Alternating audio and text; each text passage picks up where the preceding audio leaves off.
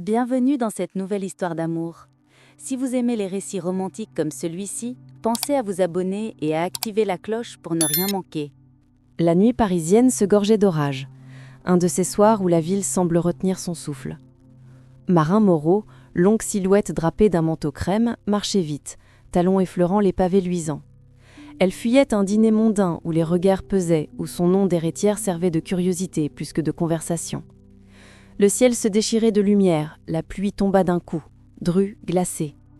Le premier café rencontré devint un refuge. Une cloche tinta, la porte se referma derrière elle, coupant le tumulte. L'odeur du café torréfié, la buée sur les vitres, la chaleur soudaine, tout sembla l'envelopper. Elle retira lentement son écharpe, laissant s'échapper une mèche brune, humide, qui colla à sa joue. Au fond, près d'une haute fenêtre, un homme seul feuilletait un dossier. Costume anthracite, épaule droite, geste précis, il dégageait l'assurance tranquille de ceux qui ne demandent rien à personne. La lumière de la lampe dessinait une ligne d'or sur sa mâchoire. Quand Marin s'approcha du comptoir, un courant d'air fit claquer la porte. Il leva les yeux. Leur regard se croisa. Gris acier, froid d'abord, puis une nuance qu'elle ne sut nommer, une curiosité silencieuse. Elle sentit son cœur s'accélérer, ridicule écho à un inconnu. Le serveur s'excusa, plus de table libre. L'homme inclina légèrement la tête vers la chaise vide en face de lui. « Si vous ne craignez pas la compagnie d'un étranger. » Sa voix était grave, douce, presque un murmure couvert par la pluie. Elle hésita, puis s'assit. La pluie martelait les vitres, rendant le monde extérieur lointain.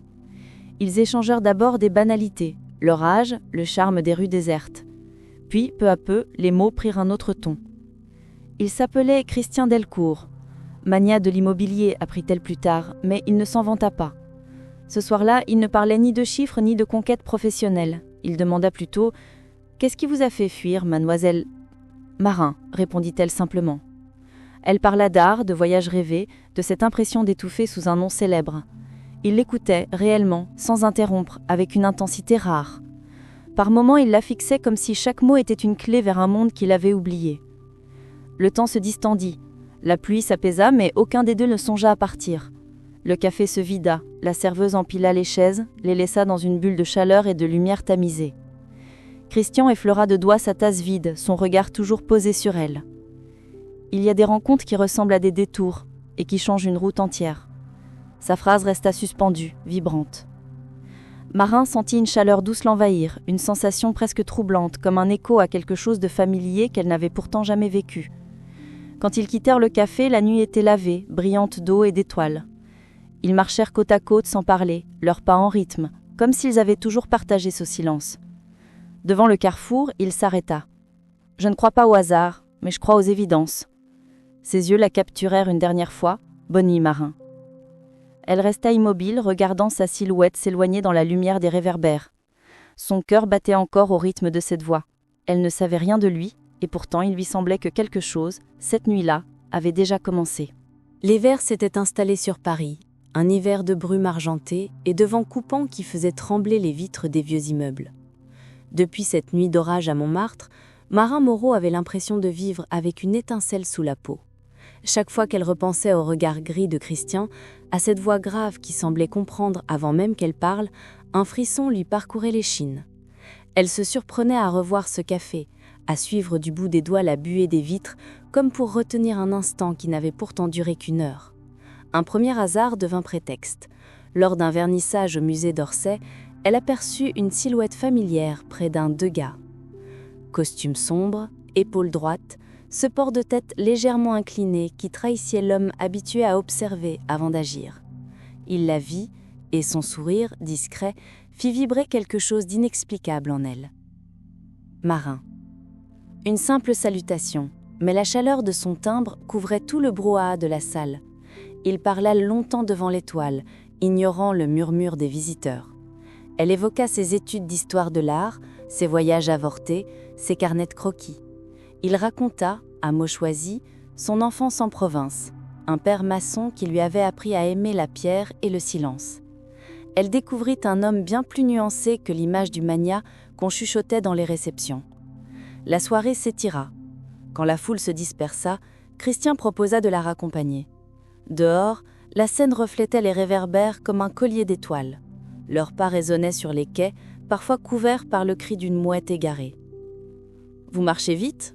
dit-il en riant. « J'ai toujours peur que le froid me rattrape. »« Alors laissez-le me rattraper aussi. » Le rire se mêlèrent, léger, mais derrière la légèreté vibrait une tension qu'aucun d'eux ne nommait. À un pont, il s'arrêta pour regarder l'eau sombre. Elle sentit son épaule frôler la sienne, ce simple contact qui éveilla 1000 éclats dans sa poitrine. Dans les jours qui suivirent, les rencontres se multiplièrent comme si le destin s'obstinait. Un concert intimiste à la salle Gaveau, une vente caritative où le regard se cherchait avant même de s'être trouvé, Christian l'invita à découvrir un vieux théâtre qu'il envisageait de rénover. Le lieu, abandonné depuis des décennies, sentait la poussière et la mémoire. La scène craquait sous leurs pas. Marin, fasciné, glissa ses doigts sur le velours râpé des sièges. « On dirait que chaque mur attend qu'on lui rende sa voix », murmura-t-elle. Christian l'observait, un éclat de tendresse adouci dans les yeux. Ils parlèrent de plans, d'idées, mais la conversation dérivait souvent vers leurs rêves d'enfance, ces secrets qu'on confie rarement. Elle lui avoua son envie d'écrire, de créer, de fuir le poids des héritages. Il répondit qu'il ne rêvait plus depuis longtemps, que le travail avait pris la place de tout. Marin sentit la barrière invisible qu'il avait érigée autour de son cœur, une forteresse faite d'affaires, de victoires et de solitude. Un soir, alors que la neige commençait à poudrer les toits de Paris, Christian la convia à un dîner improvisé dans un petit bistrot caché derrière Saint-Germain. La pièce était chaude, parfumée d'herbes et de vin chaud. Ils parlèrent jusqu'à la fermeture, oubliant l'heure, le monde, tout. Quand ils sortirent, la neige tombait doucement, étouffant les bruits de la ville.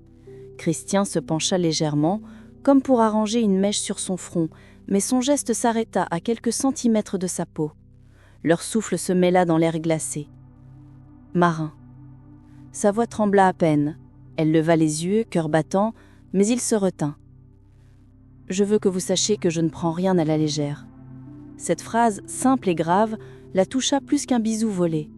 Ils restèrent là, immobiles sous la neige qui couvrait leurs épaules d'une fine poussière blanche, comme si le temps lui-même leur offrait une parenthèse hors du monde. Cette nuit-là, Marin comprit qu'elle était déjà liée à lui par quelque chose de plus fort que l'attirance, une promesse silencieuse, fragile et pourtant impossible à briser. Le printemps s'était enfin installé sur Paris, un printemps lumineux qui transformait chaque rue en promesse. Pour Marin, ces journées étaient à la fois douces et brûlantes. Chaque matin s'ouvrait sur un message bref de Christian, un simple bonjour accompagné d'une photo du ciel qu'il voyait de sa fenêtre. Ces petits gestes qu'elle n'aurait jadis jugés que banals étaient devenus des points d'ancrage, des instants attendus avec une impatience enfantine. Le vieux théâtre qu'ils rénovaient ensemble approchait de l'inauguration.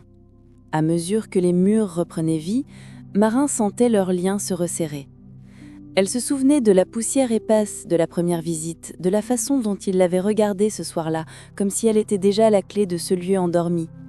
Maintenant, les couloirs embaumaient la peinture fraîche, les dorures scintillaient sous la lumière neuve, et l'écho de leurs pas résonnait comme un cœur battant. Un soir de mai, il lui envoya un message inattendu. « Viens voir le théâtre quand les ouvriers seront partis.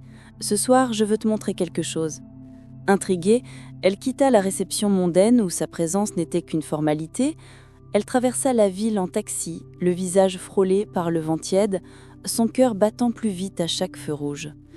Quand elle poussa la lourde porte du théâtre, un silence profond l'accueillit. Les projecteurs d'essai diffusaient une lumière dorée qui baignait la salle d'un éclat irréel. Au centre de la scène, Christian se tenait immobile, veste ouverte, chemise légèrement froissée, les mains dans les poches. Il semblait attendre depuis toujours. « Tu es venu ?» dit-il simplement, sa voix se perdant dans l'immensité de la salle. Marin avança lentement. Le son de ses pas résonnait comme une mélodie sur le bois poli. Elle sentit une étrange émotion l'envahir, mélange d'excitation et d'appréhension. « Qu'est-ce que tu voulais me montrer ?»« Toi » répondit-il après un silence. « Ici, comme je t'imagine quand tout sera terminé. » Il se tourna, balayant la salle du regard. « Je voulais que tu sois la première à voir ce théâtre tel qu'il vivra. C'est ton rêve qui l'a réveillé, Marin. Sans toi, il serait resté une carcasse de pierre. » Ces mots la touchèrent plus qu'elle ne l'aurait cru. Elle baissa les yeux, émue, incapable de parler. Il s'approcha, chaque pas résonnant comme un battement de cœur dans l'espace vide. J'ai passé des années à construire, à posséder, à courir après l'idée que tout pouvait s'acheter, murmura-t-il. Et il s'arrêta tout près d'elle, son regard plongé dans le sien, intense et presque fragile. Et je me suis trompée. Tout ce que j'ai bâti n'était qu'un décor, parce que sans toi, il marqua une pause. Je n'avais rien. J'avais tout, sauf toi. Marin sentit une chaleur profonde l'envahir, une vague qui balayait ses dernières hésitations. Elle leva une main, caressa sa joue, sentant sous ses doigts la tension, le tremblement qu'il ne laissait jamais paraître. « Alors, ne reste plus seul dans ce décor, dit-elle doucement. » Il posa son front contre le sien, leurs souffles se mêlèrent, l'air vibra comme une corde prête à céder. Puis il l'embrassa lentement, comme si chaque seconde devait être gravée dans la mémoire du lieu. La salle pourtant vide semblait se remplir d'une invisible ovation. Le bois du plancher, les murs fraîchement peints, les sièges rouges attendaient leur première représentation, mais ce soir-là, la première histoire était la leur. Ils restèrent longtemps assis enlacés au milieu de la scène. Quand ils se séparèrent, Christian prit ses mains dans les siennes, les serrant comme s'il craignait qu'elles lui échappent. « Reste avec moi, Marin. Pas seulement ce soir. Reste pour chaque matin, chaque orage, chaque silence. »« Je suis là, » répondit-elle, la voix tremblante mais sûre. « Et je ne pars plus. » Il sourit, un sourire rare, dénué de toute armure. Alors, tout est à sa place. Ils quittèrent la scène main dans la main, marchant à pas lents dans la grande allée. Dehors, la ville brillait sous un ciel de mai constellé d'étoiles. Pour la première fois depuis des années, Christian sentit le poids de ses ambitions s'alléger. Leur histoire ne ressemblait pas à un conte de féerie, elle était plus simple, plus vraie. Elle avait commencé sous une pluie d'automne, s'était nourrie de confidences d'hiver et s'épanouissait maintenant dans la lumière d'un printemps neuf. À l'inauguration, quelques semaines plus tard, Marine dirigeait la soirée d'une main sûre. Les artistes se succédaient, les applaudissements résonnaient, mais chaque fois que son regard croisait celui de Christian, le monde autour d'eux s'effaçait. Leur sourire silencieux contenait toutes les promesses déjà tenues. Ce soir-là, dans le vieux théâtre redevenu splendide, il n'y avait plus de manque, plus de vide. Il avait tout, parce qu'il l'avait elle. Merci d'avoir suivi cette histoire jusqu'au bout. Si ce récit vous a touché, abonnez-vous et activez la cloche pour découvrir nos prochaines romances.